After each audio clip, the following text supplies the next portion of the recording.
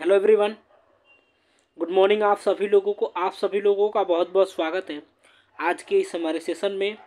तो जो लोग भी जुड़े हैं तो एक बार क्लास को शेयर कर दीजिए एंड वीडियो को लाइक कर दीजिए। जो लोग भी क्लास में पहली बार जुड़े हैं प्लीज़ चैनल को सब्सक्राइब करेंगे, आप लोग बेल आइकन को प्रेस करेंगे ताकि वीडियो का नोटिफिकेशन डेली आप सभी लोगों को मिल सके।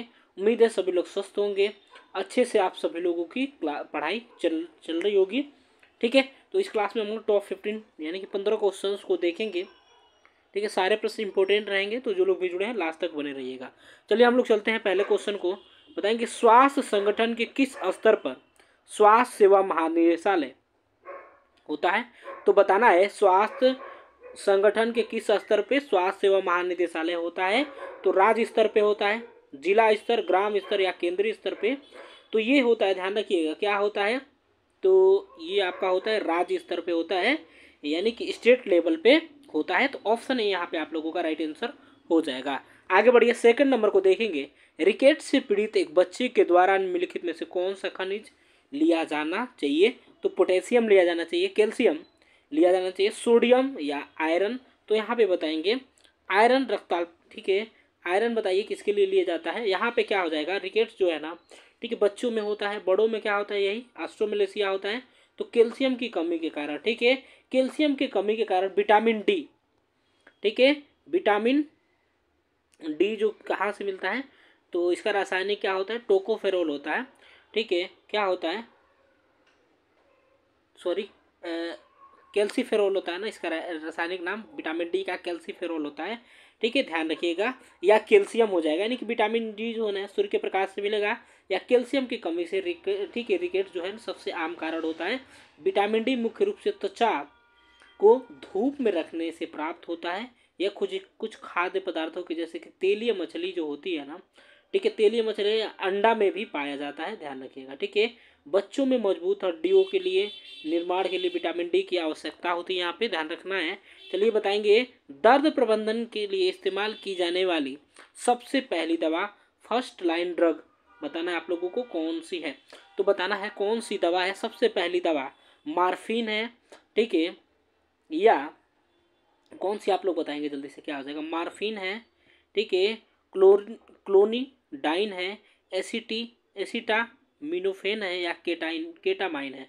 तो यहाँ पे क्या हो जाएगा, दर्द प्रबंधन क्या है, तो दर्द प्रबंधन के लिए ठीक है, इस्तेमाल किए जाने वाली पहली दवा कौन सी दोस्तों, तो एसिटा, ठीक है, एसिटामिनोफेन है, जिसे क्या पैरासीटामोल भी, ठीक है, इसे क्या पैरासीटामोल भी कहा जाता है। ठीक है, पैरासीटामोल,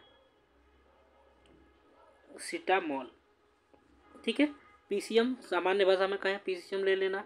ठीक है, पैरासीटामोल होता है, यह हल्के से मध्यम दर्द के लिए इस्तेमाल किया जाता है, मध्यम दर्द के लिए इस्तेमाल किया जाता है, ध्यान रखिएगा। और कुछ और दवाई यहाँ है जैसे कि एस्पिरिन है, ठीक है, इबुप्रोफेन है, नेप्रोक्सन है, ठीक है, डिक्लोफेनॉक है, या कई सारी दवाइयाँ होती है। द्रव प्रबंधन के लिए इस्तेमाल की जाने वाली होने वाली दवाओं को, ठीक है, एनाल्जिक कहते हैं, ठीक है, एनाल्जेसिक कहते हैं, ध्यान रखिएगा। चलिए यहाँ पे देखिए मार्फिन जो है ना, मार्फिन क्या है, तो एक ठीक है, यानी कि गंभीर दर्द का इलाज करता है। यह तब निर्धारित किया जाता है, मार्फिन कब दिया जाता है, तो तब दिया जाता है जब अन्य किसी निवारक दवाएं काम नहीं करती है, जब कोई दवाई नहीं काम करेगी तो मार्फिन दिया जाएगा।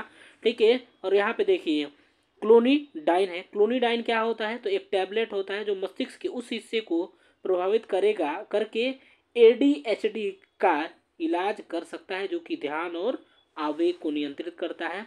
यहाँ पे देखिए केटामाइन क्या होता है, तो केटामाइन इंजेक्शन का इस्तेमाल, ठीक है, अकेले या अन्य दवाओं के साथ सर्जरी या किसी मेडिकल प्रक्रिया के पहले और उसके दौरान बेहोशी पैदा करने के लिए किया जाता है, केटामाइन। फोर्थ नंबर बताएंगे निम्नलिखित में से कौन सा एक, ठीक है, आइसोटोनिक घोल है। आइसोटोनिक घोल क्या है, लैक्टिक रिंगर है, आधा साधारण सलाइन है, एक तिहाई साधारण सलाइन है, या मैनिटोल है। तो आप लोग यहाँ पे जल्दी से बताइए क्या हो जाएगा, फटाफट से बताइए क्या हो जाएगा। ठीक है, आइसोटोनिक घोल क्या है, तो इस क्या होता है, ये क्या होता है, तो सोडियम, इसका उदाहरण क्या होते हैं, जैसे सोडियम क्लोराइड हो गया, रिंगर का घोल हो गया, ठीक है, रिंगर का घोल हो गया, या हार्टमैन का समाधान हो गया। देखिए आइसोटोनिक विलयन में पानी और विलय की सांद्रता कोशिका द्रव्य के समान रहती है। आइसोटोनिक विलयन में रखी गई कोशिकाएं न तो सिकुड़ती हैं और न ही फूलती हैं। ये चीजें ध्यान रखना है। ठीक है, आइसोटोनिक विलयन क्या होता है? तो गैस्ट्रिक स्राव भी एक, ठीक है, आइसोटोनिक घोल होता है। देखिए, तो यहाँ पे क्या हो जाएगा आप लोगों का ऑप्शन क्या हो जाएगा? फोर्थ का ऑप्शन ये हो जाएगा ना, जैसे बताया ना, रिंगर, ठीक है, लैक्टिकृत रिंगर जो है, तो ये होता है आपका लैक्टिकृत रिंगर घोल। क्या है? एक अंतःशिरा द्रव्य है जो शरीर में ठीक है, पानी और ठीक है, इलेक्ट्रोलाइट की जगह लेता है। देखिए, जब ठीक है, डिहाइड्रेशन होता है, निर्जलीकरण, रक्त की हानि या जलने के कारण खोए हुए पानी में इलेक्ट्रोलाइट की पूर्ति करता है ये लेंगर, ठीक है, लैक्टिकृत रिंगर। ठीक है, ये ध्यान रखना है। ठीक है, और शरीर में पीएच स्तर को बढ़ाएगा, शरीर में द्रव संतुलन का, ठीक है, द्रव संतुलन जो होता है उसका बहाल करेगा। ठीक है, तो यहाँ पे देखिए, और मैनिटोल इंजेक्शन, ठीक है, क्या होता है? मैनिटोल इंजेक्शन जो होता है ना, एक मूत्रवर्धक दवा है। क्या है? तो मैनिटोल इंजेक्शन क्या है? तो मूत्रवर्धक दवा है जो शरीर में अतिरिक्त पानी से छुटकारा पाने के लिए, ठीक है, पेशाब करने में मदद करेगा। ठीक है, अतिरिक्त ज़्यादा पानी होगा तो उसको छुटकारा पाने के लिए पेशाब करने में मदद करेगा। आगे बढ़िए, 5th नंबर बताइए, ट्रेपोनेमा पैलेडियम की वजह से होने वाली बीमारी कौन सी है?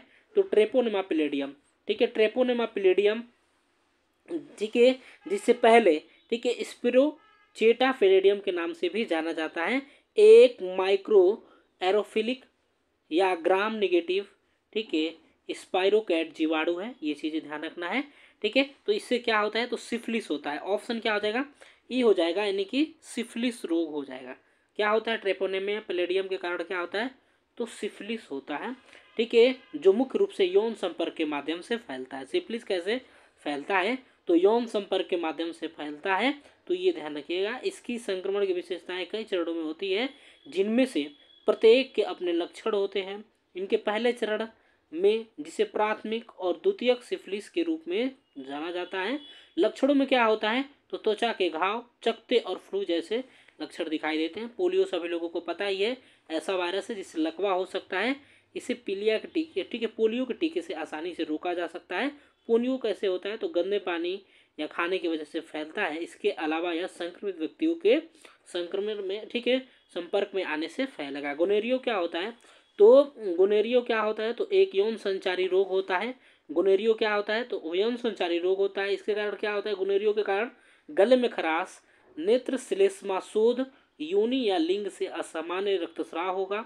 ठीक है, तथा श्रोणि और जननांग में दर्द हो सकता है। ये चीजें ध्यान रखना है।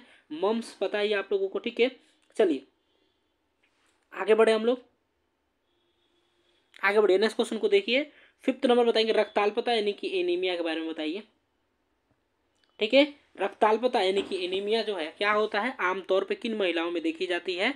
किन महिलाओं में? एक बच्चे वाले में, एक से अधिक बच्चों वाली में, निम्न आय वर्ग में या उपयुक्त सभी में। तो क्या हो जाएगा? एनीमिया जो होता है ना, गर्भवती महिलाओं और मासिक धर्म वाली महिलाओं में आमतौर पे देखा जाता है।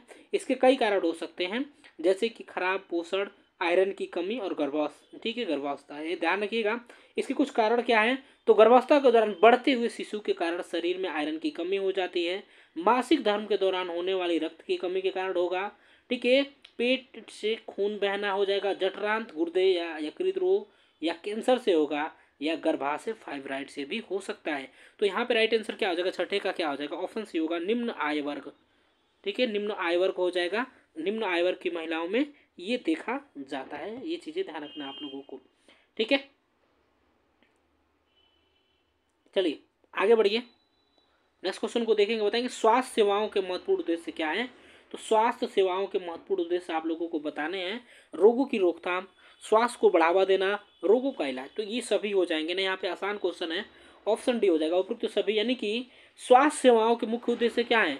तो लोगों के स्वास्थ्य को बेहतर बनाना और बीमारियों को रोकना, आपातकालीन स्थितियों में, ठीक है, लोगों को सही इलाज मुहैया कराना। ठीक है, यहाँ पे ऑप्शन के अकॉर्डिंग क्या होगा? रोगों की रोकथाम, स्वास्थ्य को बढ़ावा देना और रोगों का इलाज। ठीक है, तो इसमें क्या हो जाएंगे? ठीक है, स्वास्थ्य सेवाओं को सुलभ यानी कि आसान बनाना और गुणवत्ता यानी कि ज़्यादा लाभदायक बनाना, स्वास्थ्य सेवाओं में सुरक्षा और, ठीक है, गुणवत्ता सुनिश्चित करना, ये चीज़ें होती हैं। और इसके उद्देश्य क्या होते हैं? स्वास्थ्य शिक्षा देना।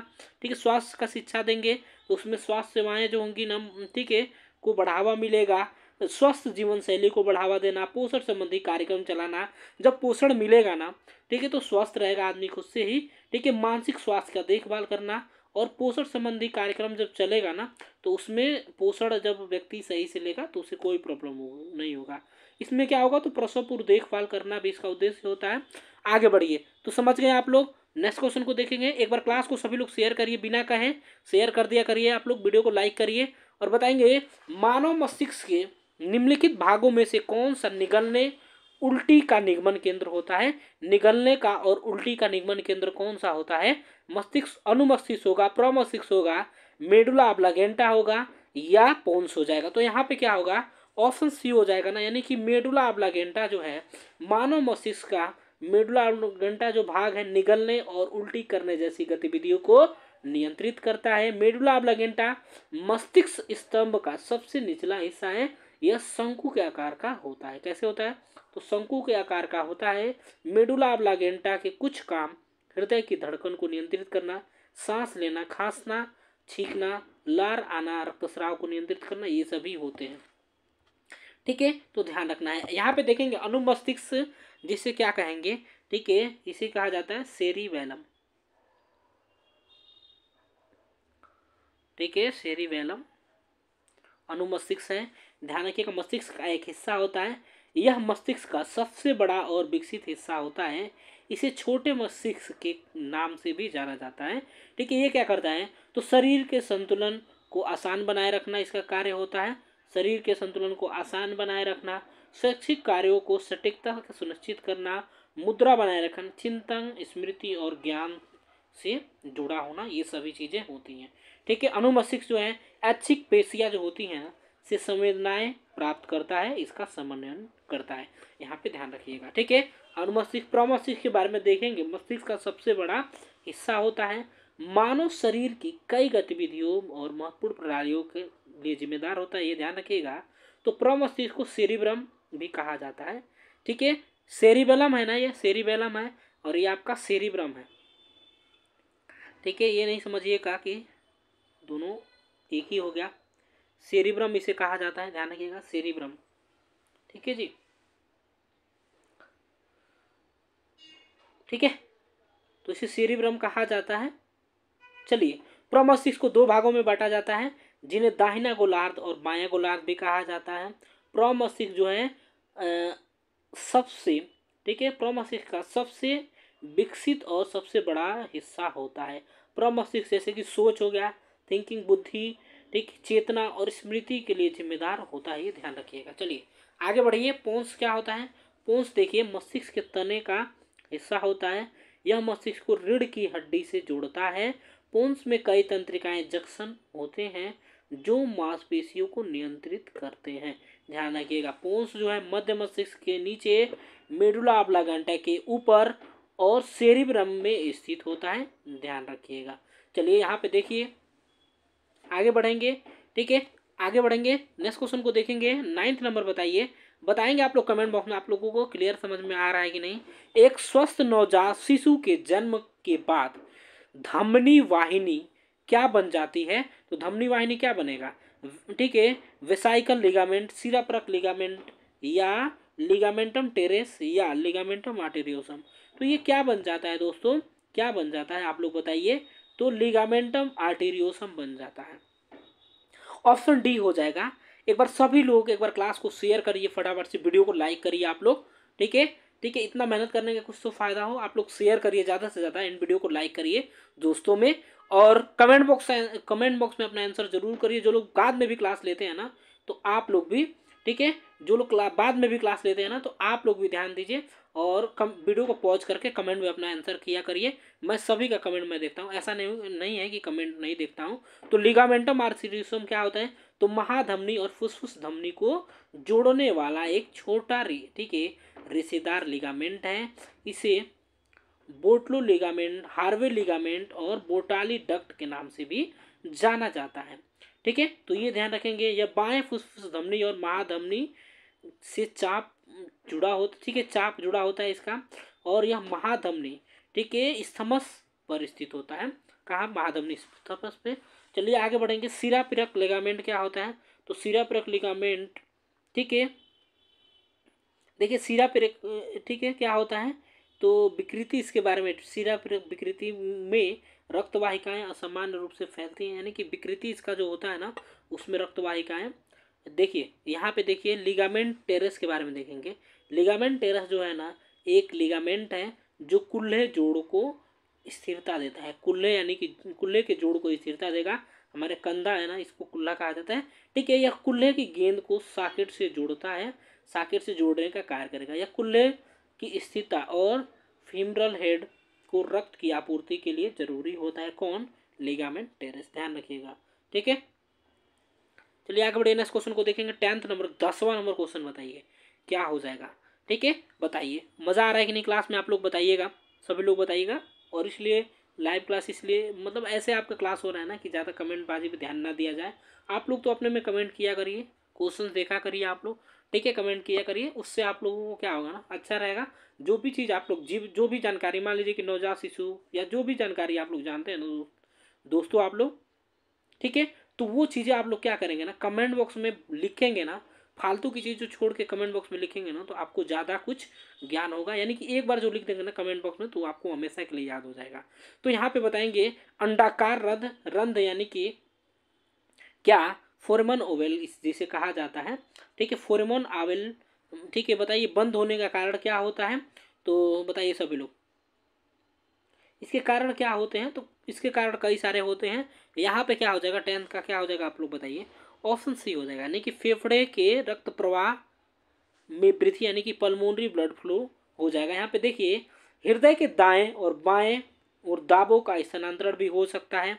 ठीक है, दाबों के स्थानांतरण के कारण भी हो सकता है। रक्त में ऑक्सीजन की सांद्रता यदि बढ़ेगा तब हो सकता है फोरेमन ओवेल बंद।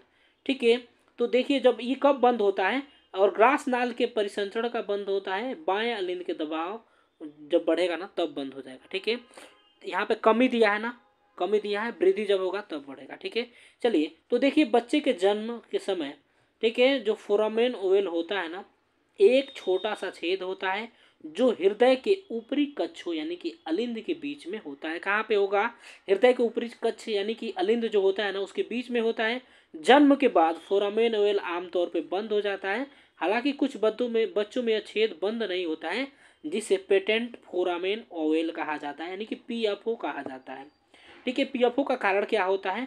अज्ञात कारण के स्ट्रोक, सांस लेने में दिक्कतें होती हैं, कोरोनरी हृदय रोग हो जाता है, दिल का दौरा पड़ता है। ठीक है, तो ये चीज होता है इसमें। आगे बढ़िए, 11 नंबर का बताएंगे वेरिकाला वैक्सीन। बताइए वेरिकोला वैक्सीन क्या होता है। तो वेरिसोला सॉरी है आप लोगों का है, वेरिकाला नहीं है, वेरिसोला वैक्सीन। वेरिसोला वैक्सीन क्या होता है? तो चिकन पॉक्स के ठीक है बचने के लिए दी जाने वाली एक वैक्सीन होती है। ठीक है, तो एक ऐसी होती है, मृत होता है जीवित तनु की टीका, इम्यूनोग्लोबुलिन या उपरोक्त में से कोई नहीं। तो वेरिसोला वैक्स जोस्टर वायरस से ये बचाती है, ध्यान रखिएगा। ये देखिए बच्चों और वयस्कों को चिकन पॉक्स से बचाती है, यह दाद से भी सुरक्षा देती है। देखिए, ठीक है, यह वेरिवेक्स के नाम से भी जाना जाता है। ध्यान रखिए, कई जगह आपसे वेरिवेक्स पूछ लेगा वेरिसोला को, तो वेरिवेक्स के नाम से भी जाना जाता है। तो ये जीवित तनु के टीका होता है, ध्यान रखिएगा। क्या होता है? जीवित क्या होता है? जीवित तनुकृत टीका हो जाता है। ऑप्शन बी हो जाएगा आप लोग का 11 नंबर का। ठीक है,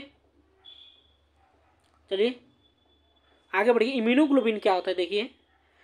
ठीक है, इम्यूनोग्लोबिन क्या होता है दोस्तों? तो प्रतिरक्षा प्रणाली द्वारा बनाए जाने वाले एक प्रोटीन है। यह शरीर को संक्रमण, कैंसर और बाहरी पदार्थों से लड़ने में मदद करेगा। ठीक है, इम्यूनोग्लोबिन को क्या एंटीबॉडी भी कह सकते हैं इसे। ठीक है, ठीक है, एंटीबॉडी, ठीक है, एंटीबॉडी भी से कहा जा सकता है। ठीक है जी, ध्यान रखिएगा। चलिए 12th नंबर को देखेंगे, बताएंगे क्राउनिंग निम्न में से होता है। ठीक है, क्राउनिंग कब होता है?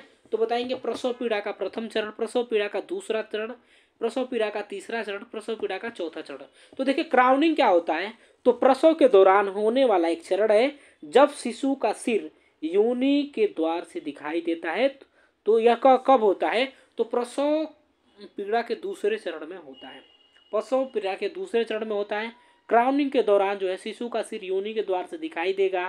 क्राउनिंग के दौरान शिशु के सिर का सबसे चौड़ा हिस्सा योनि के द्वार, ठीक है, योनि द्वार पर दिखाई देगा, ठीक है। और इसके दौरान क्या होगा, तो सिर सिर के शरीर के बाकी सारे हिस्से ढकेलना पड़ता है सिर से, तो ये चीज़ें ध्यान रखना है आप लोगों को। चलिए, ठीक है। इसके अलावा क्या होते हैं, तो कई सारे क्राउनिंग के अलावा क्या होगा, तो गियर क्राउनिंग भी होता है, प्रेस ब्रेक क्राउनिंग भी होता है। तो यहाँ प्रसव पीड़ा का दूसरा चरण ऑप्शन बी हो जाएगा। जीवन क्षमता की अवधि के बाद या बच्चे के जन्म से पूर्व जननांग पथ से या उससे, ठीक है, उसमें से हुए रक्तस्राव को निम्न कहा जाता है। Antepartum haemorrhage, extrapartum haemorrhage, postpartum haemorrhage या उपरोक्त सभी। तो क्या कहा जाता है इसे, तो एंटीपार्टम हेमरेज कहा जाता है, ध्यान रखिएगा, यानी कि प्रसव पूर्व रक्तस्राव, ठीक है। ठीक है, एपीएच एपीएच एपीएच है ना, एपीएच यानी कि एंटीपार्टम हेमरेज प्रसव पूर्व रक्तस्राव हो जाएगा, ठीक है, ध्यान रखिएगा, ठीक है। यह देखिए गर्भावस्था के 20 हफ्ते के बाद और प्रसव से पहले होता है, यह 2 से 5%, ठीक है, गर्भधारण में होता है। आमतौर पे प्लेसेंटा, ठीक है, एब्डोमिनल में दर्द और योनि से रक्तस्राव होता है। इसमें प्लेसेंटा प्रीवियस से होने वाला रक्तस्राव आमतौर पे दर्द रहित होता है। तो देखिए इंटापार्टम हेमरेज, ठीक है, एंटीपार्टम हेमरेज जो होता है ना, प्रसव से पहले होने वाला अतिरिक्त रक्तस्राव होता है, इसमें ध्यान रखना आप लोगों को। और इंट्रापार्टम हेमरेज यानी कि प्रसव के दौरान होने वाला रक्तस्राव को, जो प्रसव के दौरान होगा, ठीक है, प्रसव के दौरान,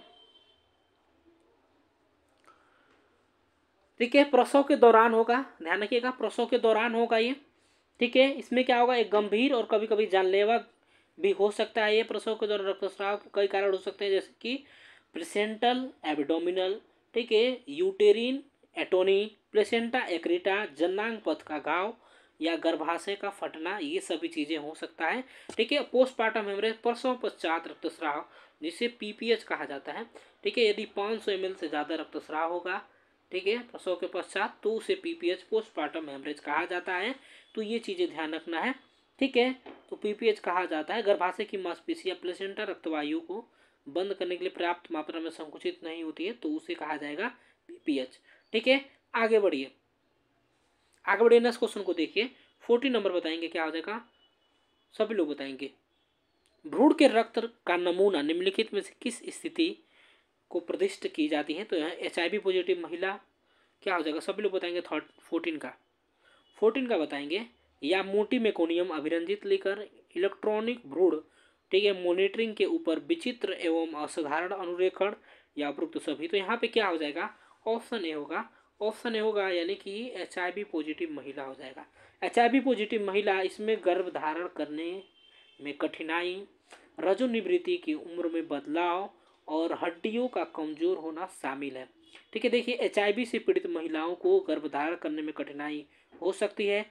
HIV से पीड़ित महिलाओं को रजोनिवृत्ति कम उम्र में हो सकती है, ये चीज़ें ध्यान रखना है, ठीक है।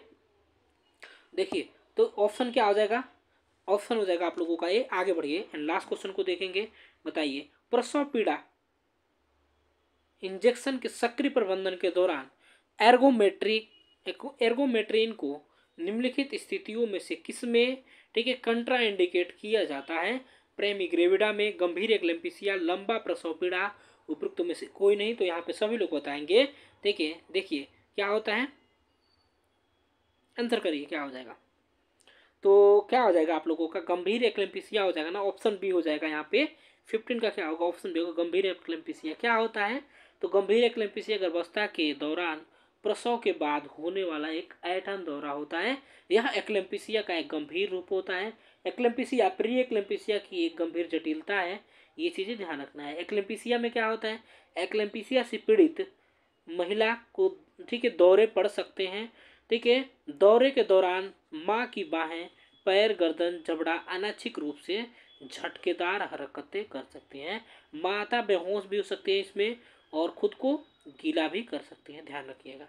चलिए ठीक है, और इसका इलाज क्या है, गंभीर एक्लेम्पिसिया के इलाज के लिए मैग्नीशियम सल्फेट दिया जाता है, और इसके इलाज के तत्काल प्रसूति के प्रसूति परामर्श और प्रसव एवं प्रसव की इकाई में भर्ती करनी चाहिए, ठीक है। देखिए प्रीमी ग्रेविडा क्या होता है, तो वह महिला जिसने पहली बार गर्भधारण किया हो, यानी कि 35 साल या उससे ज़्यादा की उम्र की, ठीक है, पहली बार गर्भवती होने वाली महिला को, ठीक है, ठीक है, इल्डरली, ठीक है, इल्डरली ग्रेविडा प्राइमी ग्रेविडा कहा जाता है, यानी कि 35 साल से अधिक में गर्भ धारण करेगी पहली बार तो उसे इल्डरली प्राइमी ग्रेविडा कहा जाएगा। और वह महिला जिसने पहली बार गर्भ धारण किया है तो उसे प्राइमी ग्रेविडा कहा जाएगा। ठीक है, प्राइमी ग्रेविडा के जटिलताओं को कम से कम करने के लिए जल्दी निदान करना चाहिए। इसमें हेल्प सिंड्रोम जैसी जटिलताएं हो सकती है। ठीक है, हेल्प सिंड्रोम जैसी जटिलताएं हो जाती है। हेल्प सिंड्रोम क्या है, तो एक मल्टीपर्पज विकार होता है। इसके लक्षण क्या क्या हो सकते हैं, तो मतली, उल्टी, ठीक है, पेट के ऊपरी हिस्सों में दर्द या सूजन शामिल होते हैं। चलिए, तो ये रहे आपके 15 प्रश्न। ठीक है, और लंबी प्रसव क्या होती है, तो लंबा प्रसव पीड़ा क्या होता है, तो इसको समझेंगे। ठीक है, यह तब होता है जब प्रसव 20 घंटे या उससे ज़्यादा समय लेता है। ठीक है, पहली बार माँ बनने वाली महिलाओं के लिए समय सीमा 20 घंटे या उससे ज़्यादा है, जबकि पहले माँ बनने वाली, ठीक है, पहली बार जो बनेगी ना उसे 20 घंटे, फर्स्ट टाइम जो बनेगा ना, ठीक है, उसे 20 घंटे, और जो सेकेंड टाइम या उससे ज़्यादा में बनेगा तो उसके लिए 14 घंटे अनुशंसित किया जाता है। ठीक है, इसमें इसके कारण क्या हो सकते हैं, लंबी प्रसव पीड़ा के कारण गर्भ शिशु का आकार बड़ा होना, यदि बच्चा बड़ा होगा तो गर्दन शिशु के असमान स्थिति में होगा, जब नली छोटा होना होता होगा, या गर्भ, ठीक है, गर्भाशय के संकुचन कमजोर होना, या गर्भाशय संकुचन बहुत मजबूत होना। तो ये सभी चीज़ें हैं आप लोगों का लंबे प्रसव पीड़ा का। ठीक है, तो ये रहे आपके 15 प्रश्न। हम आशा करते हैं आप लोगों को अच्छे से समझ में आ गया होगा सारा क्वेश्चंस। ठीक है, जो भी डाउट होगा तो आप लोग कमेंट बॉक्स में पूछ सकते हैं। जो लोग वीडियो को लाइक नहीं किए, वीडियो को लाइक करेंगे, चैनल को सब्सक्राइब नहीं किया है तो सब्सक्राइब करेंगे, एंड बेल आइकन को प्रेस करेंगे ताकि वीडियो को नोटिफिकेशन डेली आप सभी लोगों को मिल सके। ठीक है जी, तो धन्यवाद सभी लोगों को क्लास में जुड़ने के लिए। तो मिलेंगे आप सभी लोगों से कल सुबह 9 बजे। तब तक के लिए bye bye, take care, thank you so much for watching, have a great day.